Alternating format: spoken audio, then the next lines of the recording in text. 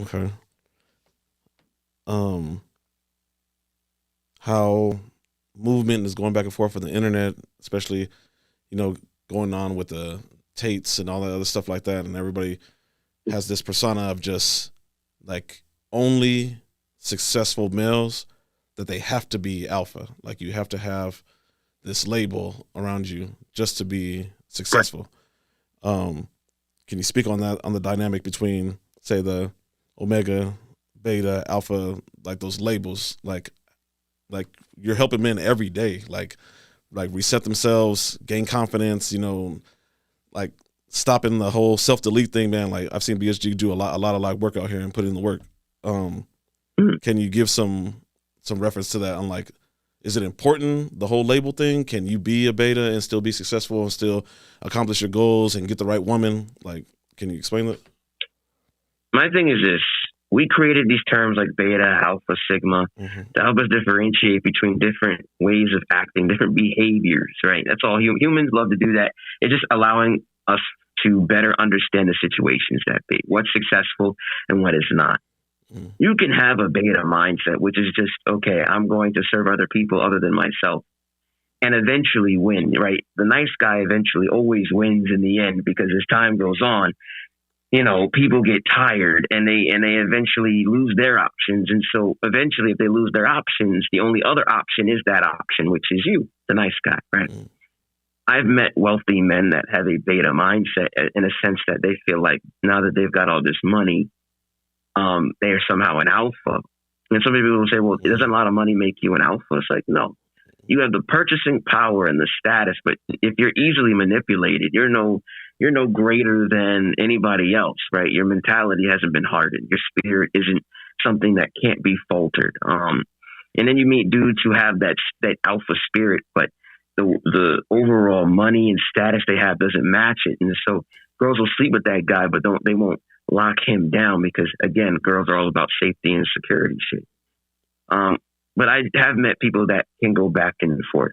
I know some dudes that are quote unquote alpha that use beta tactics to draw in women and then flip it to being an alpha again, Mm-hmm. right? So they'll act like they're weaker, they'll act like they're timid, they'll make them feel very comfortable, and then all of a sudden they'll switch into this dom like guy who doesn't take no for an answer, that's very passive aggressive, that's always working on his money, and all of a sudden now the girl that wasn't really interested is all of a sudden like, who the fuck is this guy really? Um, so you can definitely mix and match behaviors. The difference is the ones that utilize the behaviors as a tool versus the ones that are actually emulating it because they believe it works, right? Mm-hmm. So, for example, if you're an alpha guy, you're like, I'm an alpha guy, can't be beta. So you're always thinking that you got to be this muscle head, this strong guy, doesn't give a fuck.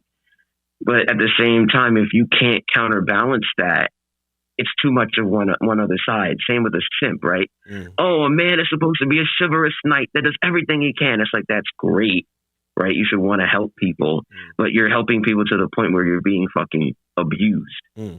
So what you need to be able to do is kind of sit in the middle and be able to look at these two behaviors as tools, and always just be this calm, stoic guy that can turn on and off different things during different situations. You want to be a multi-tool of behavioral science. You know what I'm saying?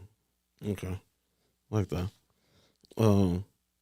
Real quick, obviously like no names and all, but just a short, brief, like little story of. Can you share with the viewers of what is the most shocking moment that you've had since you've become BSG, like, and somebody's reached out to you in trouble, and how you helped them and how they like changed their life and progressed? Can you share like a short story on how that happened? Yeah, I mean, I have so many followers. I've been doing this for so long. I always try to post when I get a nice message from somebody on my feed, just to give thanks to those people, to give reverence to me because they didn't have to do that. I had a guy, he's 18 years old, was wanting to end himself, kicked out of his family's house. His girlfriend was acting mad shady. And he was just really kind of lost. He was in that beginning stage of where do I go? What do I do? And what will I be kind of mindset as a guy that we all have in the beginning. And so he came to me, reached out to me. And, first and foremost, I asked him, I was like, look, man, are you able to sit still by yourself and be at peace? You know what I'm saying? I remember when I didn't have money. I remember when I didn't have a job. I remember when I didn't have a home. I literally sat on the sidewalk and I just said, okay, we don't have anything right now. How do we feel? And once you're able to kind of in your lowest moment find peace, I feel like then all that's left is for you to build upon who you are and aim where you're going to go, right? You got to hit rock bottom, I feel, sometimes if you really want to aim to the top, because you don't know what suffering really is yet to kind of gauge what the top really is. Yeah. But, you know, over time, over a couple of years' time, now he's got a job. You know, he's got his own little apartment. He's got a little rinky-dink car, but hey, he's able to get from point A to point B. Yeah. And he stopped worrying about girls for a good couple of years. And he's like, yo, Spider Guy, you changed my life, man.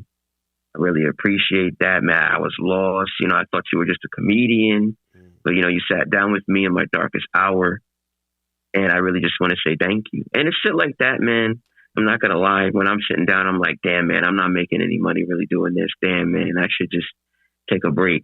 And when I read that, I'm like, nah, we got to keep going, man. We got to keep pushing, because there's people out there that they watch a video at 3 o'clock in the morning and they got a fucking knife in their hand and they see a silly video of mine and they're like, wait a minute, she isn't my metric of my value. I'm my own metric of my value, you know. I can do this, you know. He's wearing a mask, he's being goofy and shit, but he's living a good enough life to where he's confident enough to do that. So maybe I can kind of emulate a little bit of those behaviors. So, you know, when I'm able to have somebody say, Spider Guy was about to end my life, but watching your video made me not do that, or Spider Guy, my marriage was going the wrong way, I put my foot down and now my wife respects me. It's just like, you know, fuck, man. There's a reason why we do certain things, and whether it's God, whether it's the universe, I don't know what it is, but definitely touches my soul when I'm able to read those messages.